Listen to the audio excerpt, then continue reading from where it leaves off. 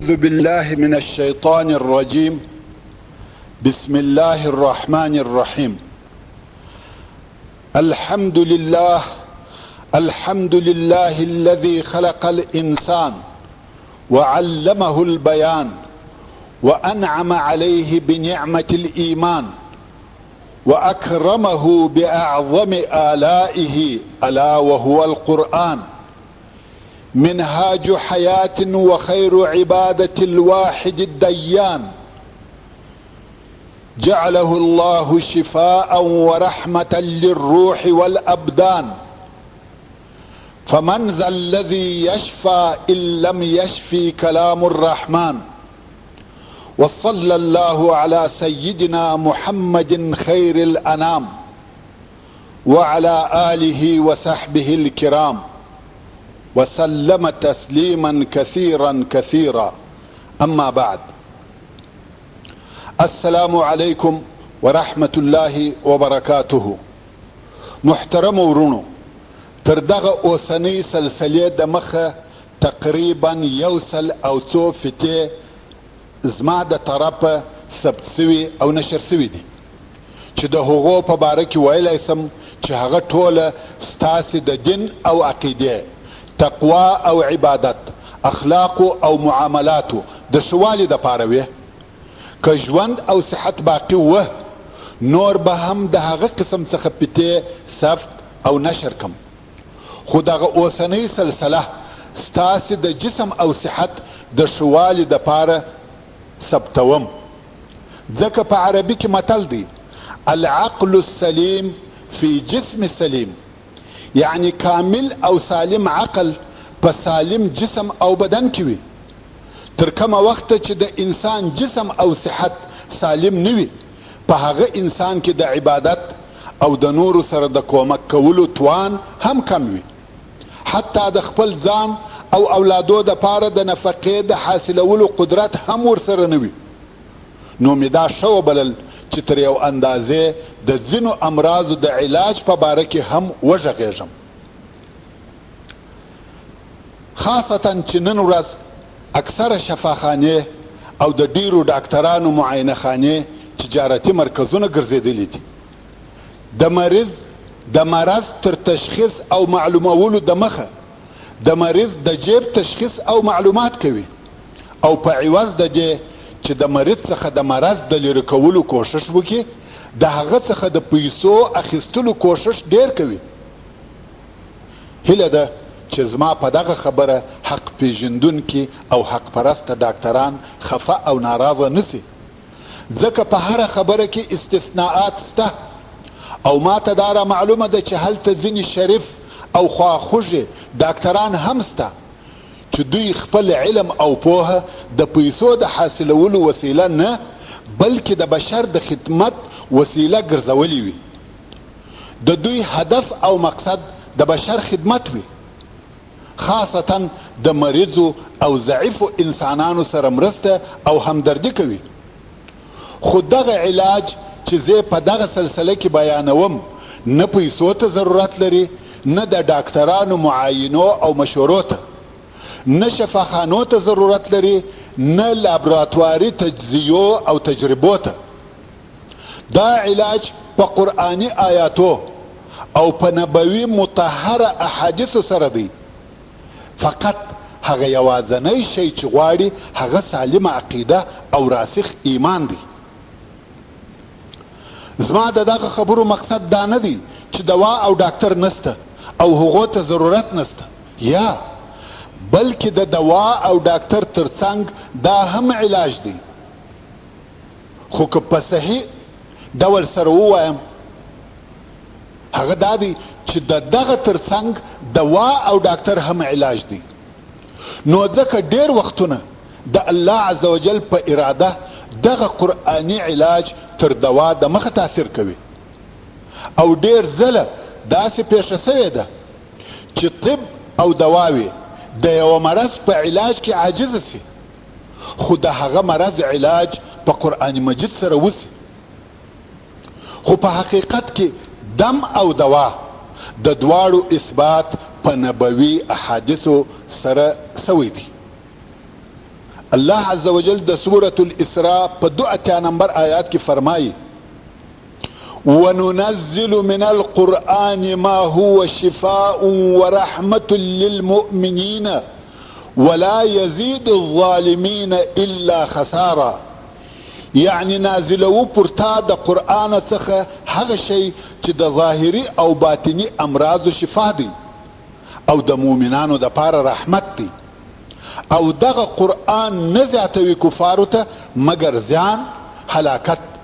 ورونو قرآن مجید لکه د روحي امراضو د پاره د غرنګ د بدني امراضو د پاره هم شفا او صحت ورکوونکی دی. په روح المعانی، زاد المعاد او نورو د تفسیر په کتابو کې دغه فلسفه او تجربه بیان سوې ده. او رسول الله صلی الله علیه و آله وسلم فرمایي علیکم بالشفاءین العسل والقرآن، رواه ابن ماجه. یعنی تاسې په دغه دوو شفا بخښونکو شیانو سره د خپل مرض علاج کوي. هغه دوه څه دي؟ عسل او قرآن. بیا هم رسول الله صلی الله علیه و آله وسلم فرمایي خیر الدواء القرآن، یعنی ښه دوا قرآن مجید دی، رواه ابن ماجه. وروره د ځان علاج په قرآن مجید سره کوه، ځکه قرآن شفا او رحمت دی. ابن القیم رحمه الله په زاد المعاد کې وایي قرآن مجید د ټولو قلبي او بدني مرضو کامله شفا ده، د دنیوي او اخروي دردو پوره علاج دی. خو هر څوک د دغه شفا حاصلولو وړ او لایق نه دی، او نه هر چاته د دې توفیق ورکول کیږي چې په هغه سره د شفا حاصله کړي. خو که یو مریض په صدق او ایمان سره، په پوره قناعت او ټینګ اعتقاد سره، د ټولو شرطو په پوره کولو سره په قرآن مجید علاج وکړي، هیڅ کله به د ده مرض د دغه علاج په مقابل کې مقاومت ونه کړي. او څنګه به دردونه او مرضونه د کلام الله، د کلام الرب السماوات والارض په مقابل کې مقاومت وکړي. که دغه کلام الله پر غرو نازل سوی وای، غرونه به چاودلی وای. که پر مځکه نازل سوی وای، مځکه به پرې کړې وای. هیڅ جسمی او قلبي مرض نسته مگر په قرآن مجید کې د هغه مرض پر سبب، د هغه مرض پر علاج او د هغه مرض څخه د ځان ساتلو پر طریقه دلالتونه او ښوونې موجود دي. خو په دې هغه څوک پوهېدلی سي چې الله عز وجل د قرآن مجید فهم او په هغه پوهېدل ورنصیب کړي وي. دا د ابن القیم رحمه الله قول. محترم ورونو، په اسلامی شریعت کې په قرآن مجید سره علاج او تداوی یو ثابت او منل سوی کار دی، او انسانی واقعیت هم د دغه کار تایید او تاکید کوي. موږ څونه ډیر مریض انسانان لیدلی دي چې په سختو مریضیو اخته وي او د مرض یې هیڅ علاج نه وي، بې له دې څخه چې الله عز وجل پر ورحمیږي. خو کم وخت چې د کلام الله مکرم آیاتونه پر وویل سي، د هغو په برکت الله عز وجل صحت او عافیت ورکي. وننزل من القرآن ما هو شفاء ورحمة للمؤمنین. نو قرآن کریم شفا ده، رحمت دی. د چا د پاره؟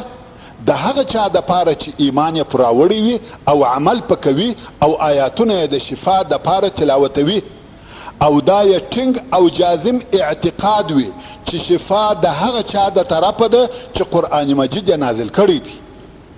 او پخوانیو ښو خلقو خپل علاجونه په قرآن مجید سره کول، تر داسې اندازې چې ابن القیم رحمه الله وایي من لم یشفه القرآن فلا شفاه الله.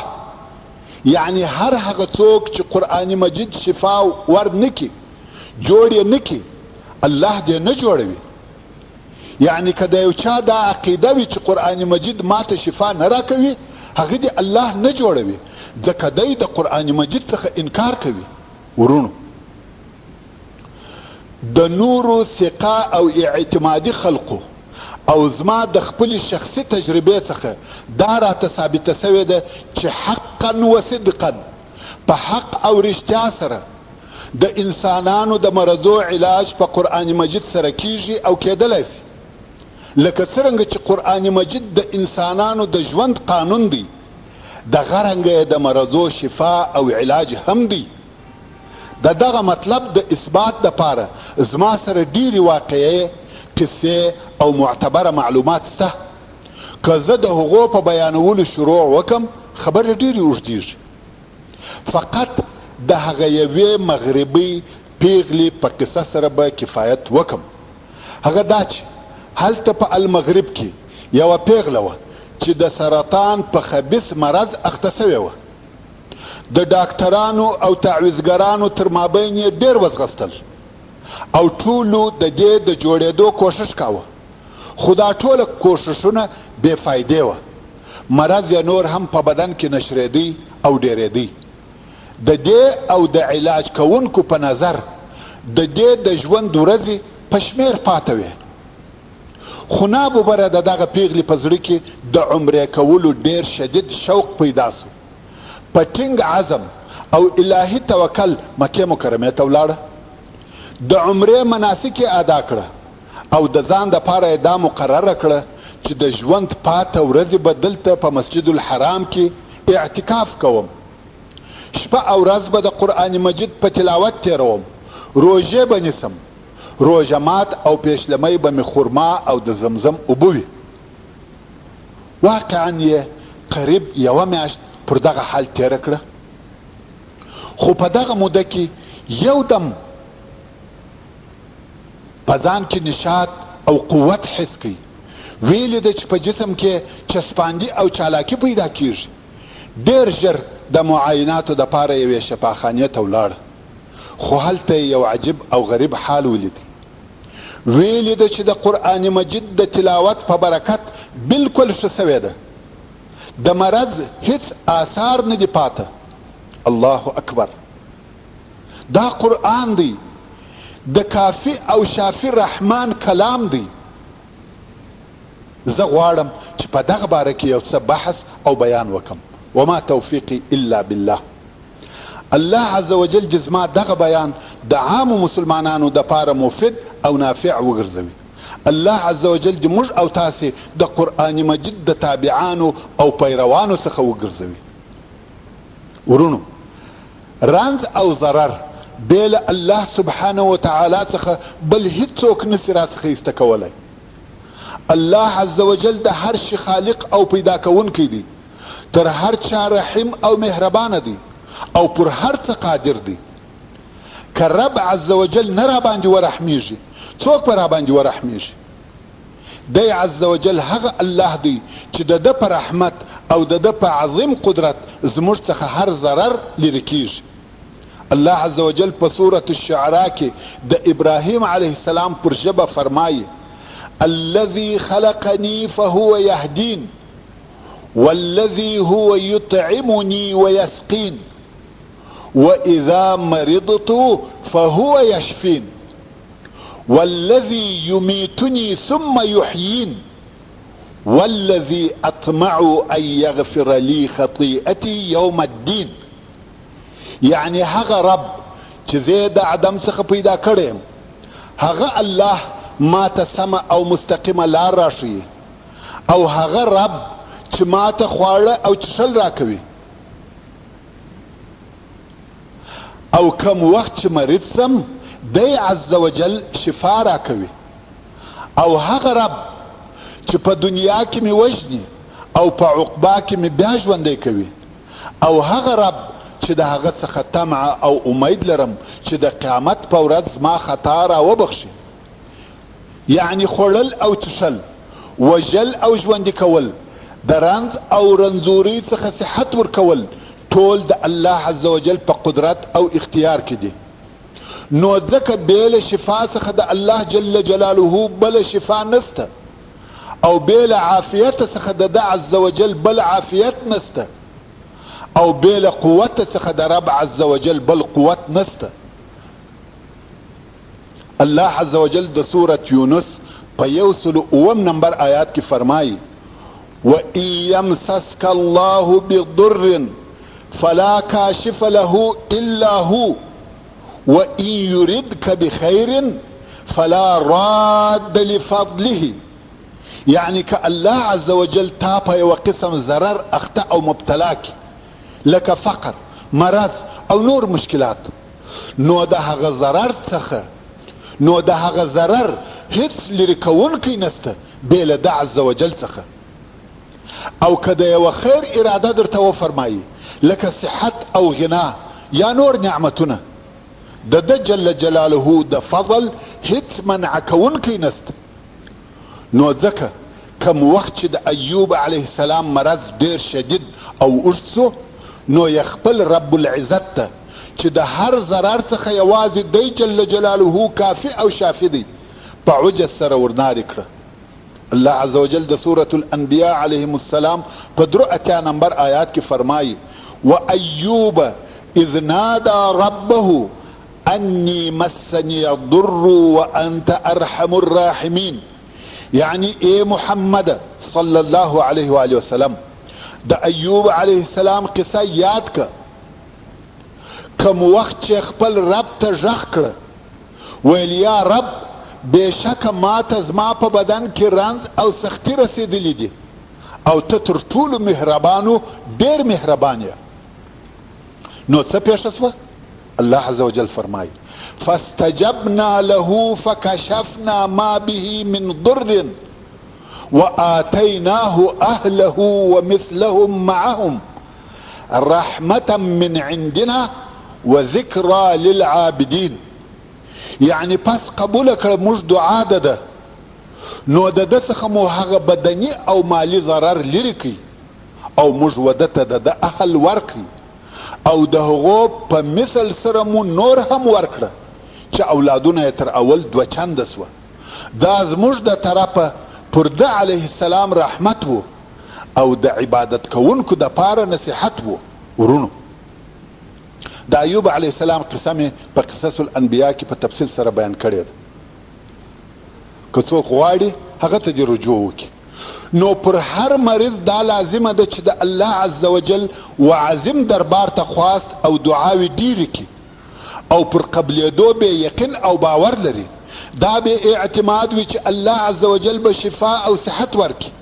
د الله عز وجل په اسماء الحسنا سره به دعا او د ضرر د لرې کېدو غوښتنه کوي.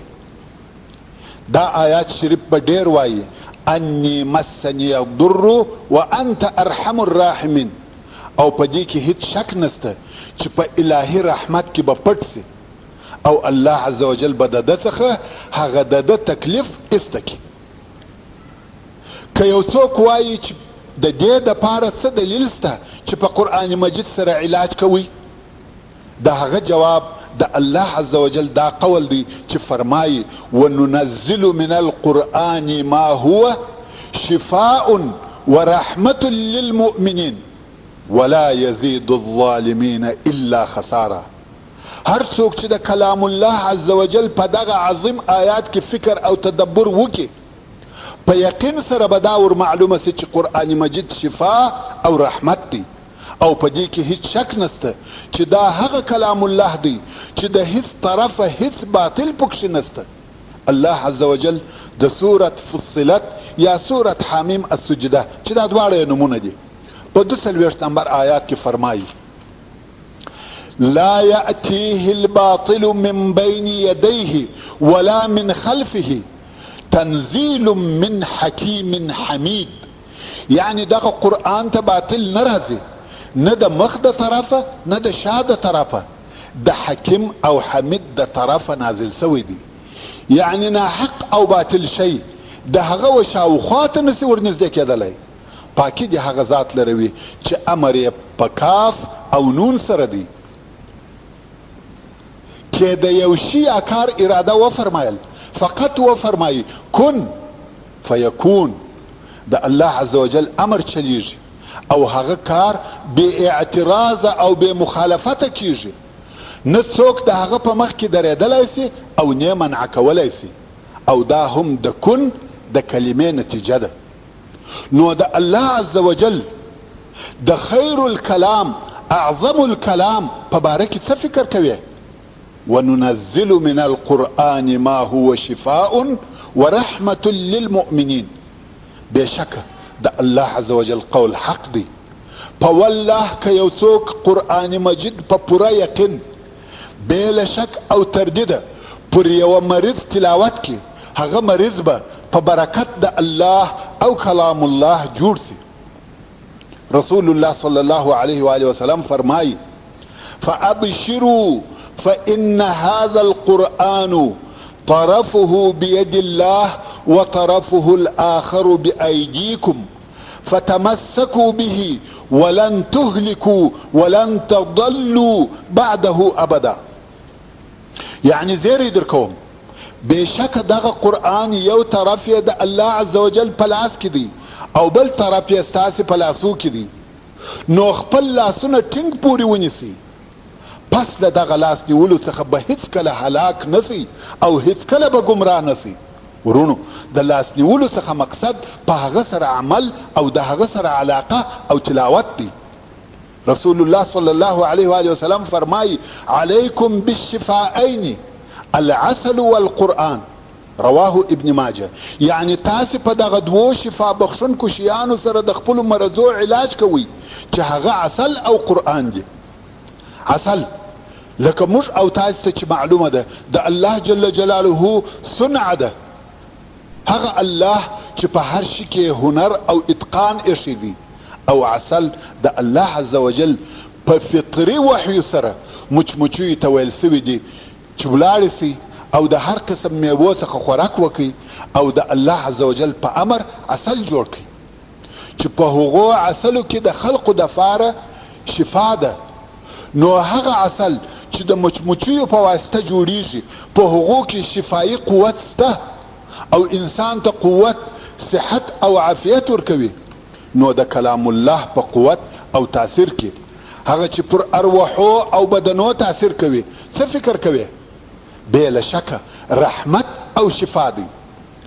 لکه څرنګه چې ابن القیم الجوزی رحمه الله په خپل کتاب الطب النبوي کې د دغه ذکر سوي حدیث شریف په باره کې وایي رسول الله صلی الله علیه و آله وسلم په دغه حدیث شریف کې بشري طب او الهي طب سره یو ځای کړه، د بدنو او ارواحو طب یې سره یو ځای کړه، د مځکې دوا او د آسمان دوا یې سره یو ځای کړه. هو که یو انسان په قرآن او عسلو سره علاج وکړي هغه دوه قوته سره یو ځای کوي، آسماني قوت او مځکنی قوت، او دا دواړه د الله عز وجل د طرفه څخه دي. خو کلام الله ډیر عظیم او ډیر قوي علاج دی او هر هغه څوک چې په قرآن مجید سره علاج ونسي بېله الله عز وجل بل هیڅوک علاج نسی کولی. که یو څوک د قرآن مجید په شفا ورکولو او په دوایي قوت کې شک ولري، شاید هغه سړی په یو بل داسې شي جوړ سي چې هغه د ده دپاره فتنه او امتحان وي، نو به ابلیس علیه اللعنه د ده دین پر ده مبهم او پوشیده کی. په قرآن مجید کې به شک ورته پیدا سي او د دغسې چا سره صحت او شفا همیشه توب نه کوي او الهي رحم نه پر کیږي. ځکه ده اعظم هغه تر ټولو لوړ او قوي پرېښاوه او په اسفل هغه کښته شي پورې یې لاس ونیوی. مګر هو په دې کې هیڅ پروا نسته چې یو څوک د قرآن مجید سره په نورو دواو هم علاج وکړي، ځکه په نورو دواو کې هم الله عز وجل علاجي خاصیت ایښی دی. شفا او صحت د الله عز وجل په برکت سره دي. او رسول الله صلی الله علیه و آله وسلم پر خپل ځان د قرآن مجید څخه دم کاوه چې الله عز وجل یې د هر مرض او هر بلا څخه وساتي. امام بخاری رحمه الله د حضرت عائشه رضی الله تعالی عنها څخه روایت کوي چې وایي رسول الله صلی الله علیه و آله وسلم چې به هر شپه د خوب بستر ته ولاړی خپل لاسونه به سره راټول کړه، لکه هغه یو سړی چې دعا کوي او لاسونه د لپې پر قسم ونیسي. رسول الله صلی الله علیه و آله وسلم به دغسې خپل مبارک لاسونه و خولې ته ونیول. په دغه لاسو کې به د قل هو الله صورت، د قل اعوذ برب الفلق صورت، د قل اعوذ برب الناس صورت تر پایه وویل. بیا به پکښې چوکړه او بیا به په دغه لاسو سره د خپل مبارک جسم هغه حصې مسحه کولې چې لاس یې ورسېدی او شروع به د سر او مخ څخه پکول. دغسې پر ځیګر او نورو اعضاو یې لاس تېراوه او دا کار یې 3 واره کاوه. امام مسلم رحمه الله د ابو هریره رضی الله تعالی عنه څخه روایت کوي چې رسول الله صلی الله علیه و آله وسلم وفرمایل: ما اجتمع قوم في بيت من بيوت الله يتلون كتاب الله ويتدارسونه بينهم إلا نزلت عليهم السكينة وغشيتهم الرحمة وحفتهم الملائكة وذكرهم الله في من عنده. يعني یو قوم، یو ډله په یو کور کې د الله عز وجل د کورو څخه نه دي سره یو ځای سوي. د الله عز وجل د کور څخه مقصد مسجد دی. یعنی هیڅ ډله په یو مسجد کې نه ده سره یو ځای سوي چې دوی د کتاب الله وایي او په خپل مابین کې د هغه تفسیر او مسائل سره بیانوي، مګر خامخا پر دوی سکون او آرامي نازلیږي او په الهي رحمت کې پټیږي او شاوخوا ملائکې پر راټولې وي او الله عز وجل د دغه ډلې ذکر او یادول هغه چاته کوي چې په الهي دربار کې حاضر وي. سبحان الله. دا د قرآن مجید د تلاوت او درسولو مقام دی. ایا پس له هغه څخه چې پر یو چا الهي سکون او رحمت نازل سي، ملائکې شاوخوا پر راوګرځي او الله عز وجل په خپل عظیم حضور کې یاد کړي، د دغه چا سره درد او رنځ پاتې کېدلی سي؟ آیا دغه انسان د بدني او روحي تکالیفو څخه نه خلاصیږي؟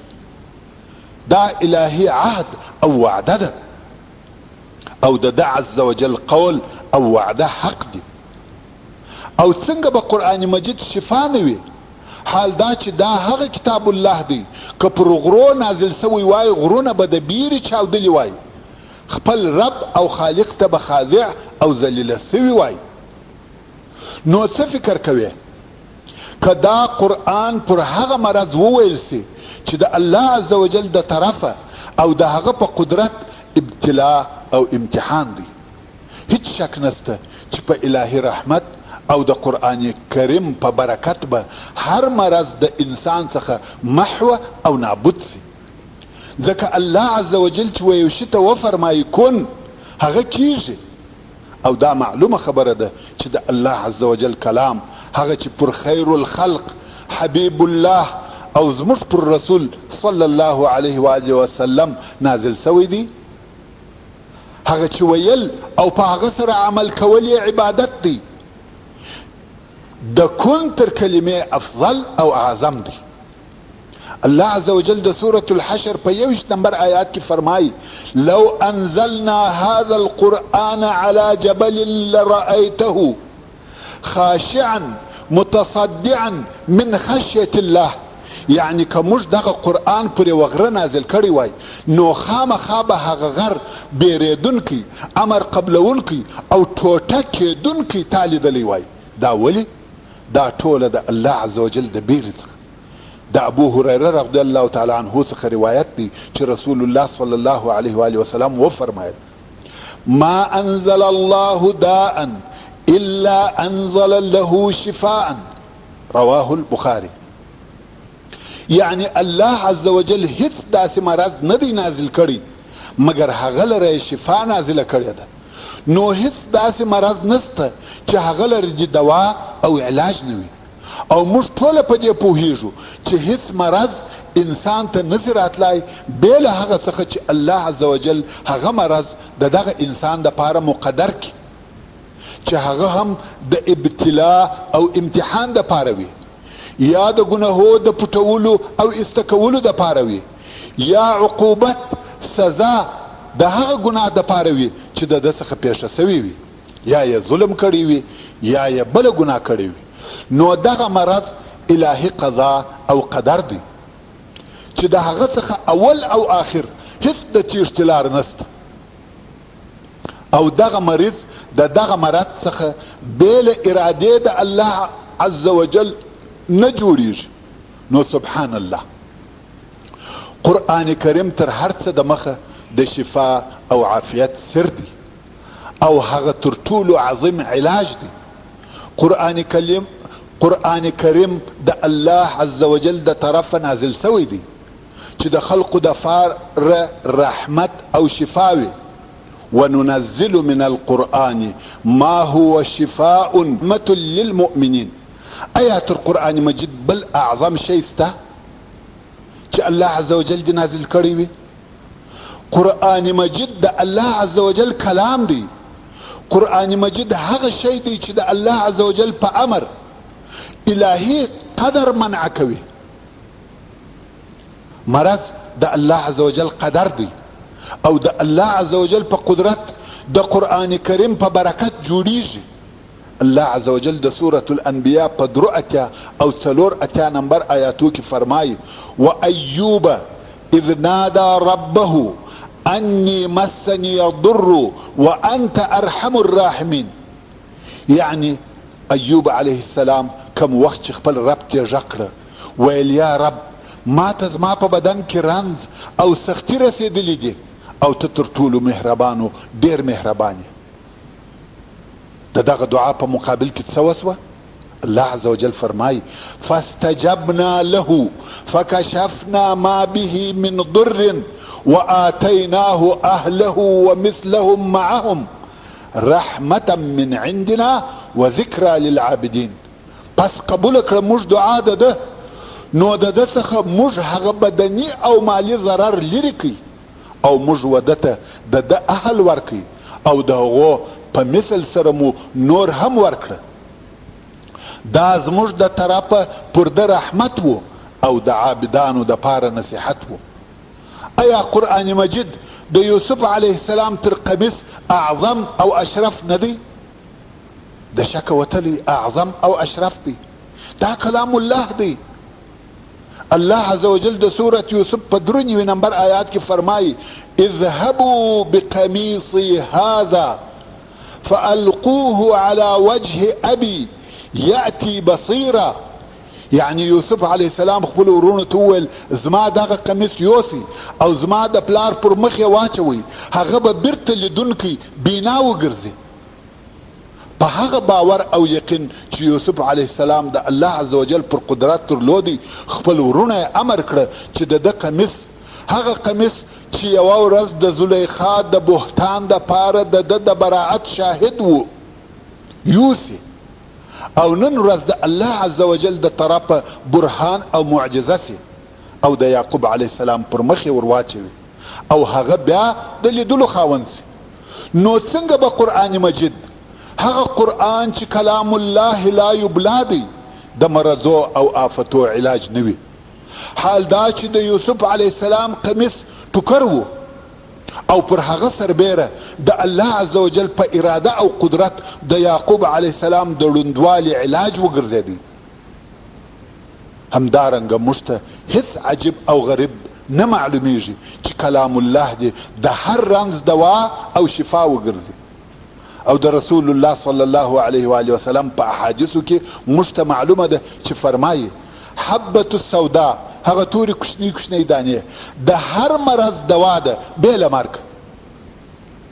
نو بې له شکه بلکې په قاطع یقین او جازم اعتقاد سره دا وایو چې قرآن کلام الرحمن د انسان د باطنی او ظاهري عضوي او عصبي مرضو شفا او علاج دی.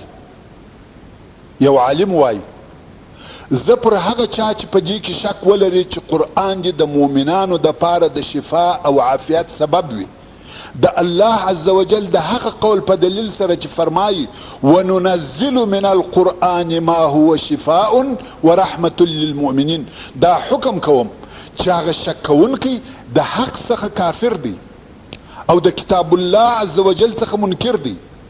او سبحان الله، که یو څوک د شفا او رحمت په لفظ کې فکر او تدبر وکړي دا به ور معلومه سي چې رحمت د کامل شفا د حال سره لازم دی.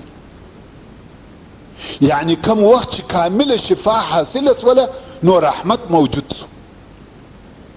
ځکه ممکن یو مریض د یو درد او مرض څخه په یو شي جوړ سي مګر بیا دې هغه مرض پر راوګرځي، دا رحمت نسو، شفا سوله کامله شفا نه ده. یا دې د دغه مرض څخه جوړ سي مګر هلته دې د بدن په نورو حصو کې ضعف او خرابوالی پیدا سي او نفسي اطمینان دې نه وي ورسره موجود، دا هم کامله شفا نسوه، رحمت نه دی ورسره ملګر. مثلا یو څوک وایي دغه دوا مې اینې یا زړه ته فایده وکړه مګر پښتورګي را خراب کړه او داسې نور، مګر قرآن مجید د الله عز وجل د طرف څخه شفا او رحمت دواړه راوړي. یو انسان په تمامه معنا د الله عز وجل په امر د ټولو دردو څخه آرام او بیغمه کی. ابن القیم رحمه الله په زاد المعاد کې وایي قرآن مجید د ټولو قلبي او بدني مرضو، دنیوي او اخروي مرضو کامل شفا او علاج دی. خو هر څوک د دغه علاج اهل او لایق نه دی او هر چاته په هغه سره د شفا توفیق نور کول کیږي. مګر کم وخت که بیا یو مریض په هغه سره صحیح علاج وکړي او پر خپل رنځ یې په صدق او ایمان سره استعمال کړي، په ټینګ او جازم اعتقاد او پوره قبول د خپلو شرطو سره موافق علاج په وکړي نو هیڅ کله د هغه په مقابل کې مرض مقاومت نسی کولای. او څنګه به دردونه د مځکې او آسمانو د رب د کلام سره مقاومت وکړي. هغه کلام الله که پر غرو نازل سوی وای غرونه به ټوک ټوک کړي وای، او که پر مځکه نازل سوی وای مځکه به قطع کړي چاودلې څیرلې وای. هیڅ قلبي او بدني مرض نسته مګر په کلام الله کې د هغه پر سبب، د هغه پر علاج او د هغه څخه د وقایې پر لارو دلالت او لارښوونې سته. دا د هغه چا دپاره چې الله عز وجل په قرآن مجید کې فهم او پوهه ورنصیب کړي وي. الله عز وجل د سورت فصلت یا حامیم السجده په 44 نمبر آیات کې فرمایي قل هو للذین آمنوا هدى وشفاء والذين لا يؤمنون في آذانهم وقر وهو عليهم عمى أولئك ينادون من مكان بعيد. یعنی ای محمد صلی الله علیه و آله وسلم دوی ته ووایي چې دغه قرآن د هغو کسانو د پاره چې ایمان یې راوړی دی هدایت او شفا دی، او هغه کسان چې ایمان نه راوړي د دوی په غوږو کې دروندوالی دی او دغه قرآن پر دوی ړوندوالی دی. نو دوی د قرآن مجید جمال او کمال نه ویني. دغه کفار ګواکې داسې دي لکه د لرې ځایه چې ورغږ کیږي نه باندې بیلیږي، په کیفیت یې نه پوهیږي. ښه، اوس یوې بلې موضوع ته راسه. دا یوه مشهوره او معقوله مقوله ده چې وایي الوقایة خیر من العلاج، یعنی د مرض څخه ځان ساتل تر علاج کولو ښه او بهتر دي. څه معنا؟ یعنی د مخه تر دې چې مریض سي یا د مخه تر مریضۍ چې د مرض د پیښېدو لار وتړې، دا تر دې ښه او بهتر دی چې مریض سي او بیا د ځان علاج کوي. وقایه یعنی د مرض څخه ځان ساتل. ورونو تاسو ته معلومه ده چې د ډیرو مرضو د پیښېدو سبب شیطان او پیری دی. هو که څه هم ټول مرضونه د پیري څخه نه پیښیږي خو اکثره یې د هغه د طرفه وي، ځکه شیطان د شر بڅر کوي او د فساد چینه ده. خو هغه امراض چې د شیطان په سبب پیښیږي ځینې یې نفسي یا عصبي دي لکه میرګۍ، حسد، سحر، او ځینې یې عضوي دي لکه شل، فلج، برس، قرحه، ایډز او داسې نور. که څه هم په ښکاره او ظاهره د دغو مرضو سبب جراثیم او میکروبونه دي، خو په حقیقت کې سبب هغه شیطان دی چې دغه میکروبي زهر په انسان کې پوکي او پاشي. الله عز وجل د سورة صاد په 41 نمبر آیات کې فرمایي واذکر عبدنا ایوب اذ نادى ربه انی مسنی الشیطان بنصب وعذاب. یعنی اے محمد صلی الله علیه و آله وسلم زموږ بنده ایوب علیه السلام یاد که، یعنی قصه بیان که. کم وخت چې خپل رب ته غږ کړه څه وویل؟ بېشکه زه شیطان په تکلیف او آزار سره مس کړی یم. نصب و مرض او هغه تکلیف ته ویل کیږي چې د مرض د شدت څخه پیښیږي، او د ایوب علیه السلام د مرض او تکلیف سبب مس د شیطان و. نو لکه شیطان د انسان د پاره د وبا او مرضو مصدر او منبع وي، مرضی میکروبونه او سرایتونه و انسان ته نقلوي، او دا هم په سبب د هغه حقد او عناد چې د انسان سره لري. نو د انسان د وینې سره مس او احتکاک لري. نو د دغه ځای څخه پر انسان دا لازمه ده چې شیطان د خپل نفس او جسد څخه لرې کړي، او دغه لرېوالی یې په آیت الکرسي سره کیږي.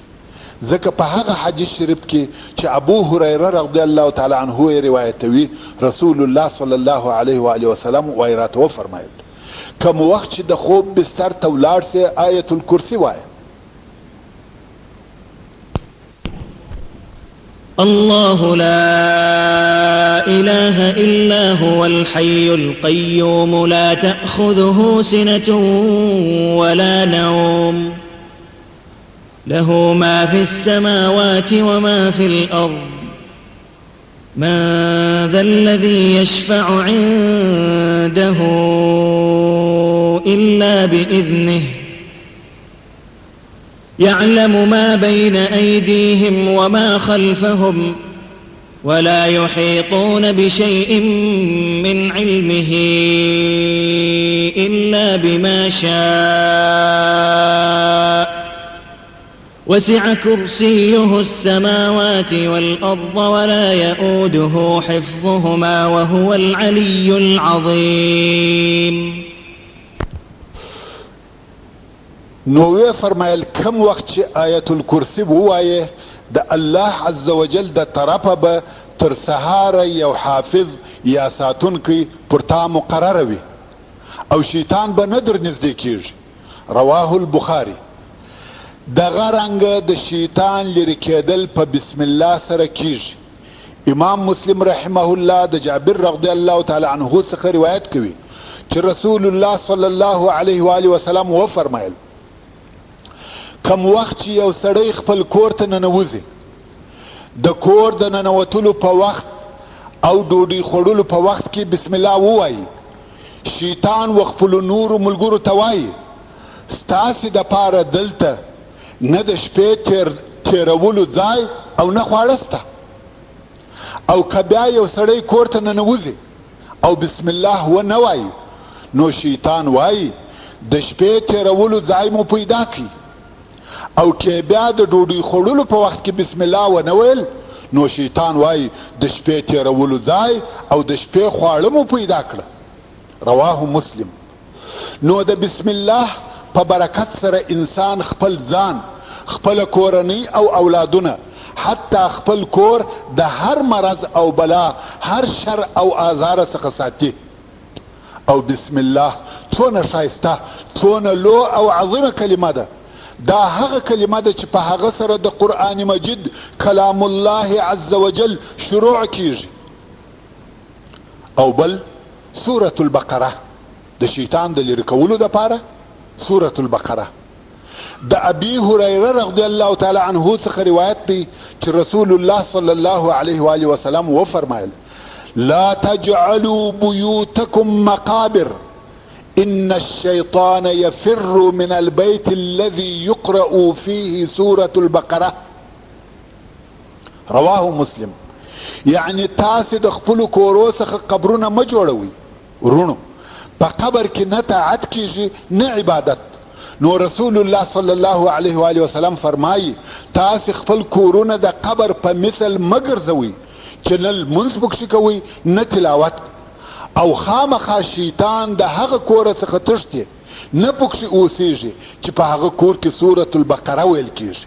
نو ورونو حتما په خپلو کورو کې د قرآن مجید تلاوت کوئ، خاصتا سورة البقره چې د شیطان د ضررو څخه خلاصي. د عبدالله ابن حبیب رضی الله تعالی عنه څخه روایت دی چې رسول الله صلی الله علیه و آله وسلم راته وفرمایل قل وایا. ما ویل چې شو وایم یا رسول الله؟ وی فرمایل قل هو الله احد، قل اعوذ برب الفلق، قل اعوذ برب الناس. هر سهار او هر ماښام 3 واره وایه، د هر شي څخه در لره کافي دي، یعنی د هر آزار څخه به وساتي. رواه الترمذي. د عقبه رضی الله تعالی عنه څخه روایت دی چې رسول الله صلی الله علیه و آله وسلم راته وفرمایل یا عقبه ایا هغه 2 خیر او ښه صورتونه در وښیم؟ قل اعوذ برب الفلق او قل اعوذ برب الناس. یا عقبه هر وخت چې بجیږي او هر وخت چې د خوبه راپورته سوې دغه 2 صورته وایه. هیڅ غوښتونکي او هیڅ پناه غوښتونکي په مثل د دغه 2 صورتو نه غوښتنه کړې ده او نه پناه غوښتې ده. رواه احمد والنسائی. ورونو تاسې پوهیږئ چې دغه 2 صورته ولې دونه مهم دي؟ ځکه دوی شیطان شړي او د الله عز وجل رحمت را جلبوي او د انسان بدن په اطمینان او عافیت سره پټوي. ولی به داسې نه وي؟ الله عز وجل د سورة النحل په 98 او 99 نمبر آیاتو کې فرمایي فاذا قرأت القرآن فاستعذ بالله من الشيطان الرجيم انه ليس له سلطان على الذين آمنوا وعلى ربهم يتوكلون. یعنی کوم وخت چې ته قرآن مجید لولې د کلام الله تلاوت کوې نو ته په الله عز وجل سره د ترټل سوي شیطان څخه پناه غواړه. اعوذ بالله من الشیطان الرجیم وایه.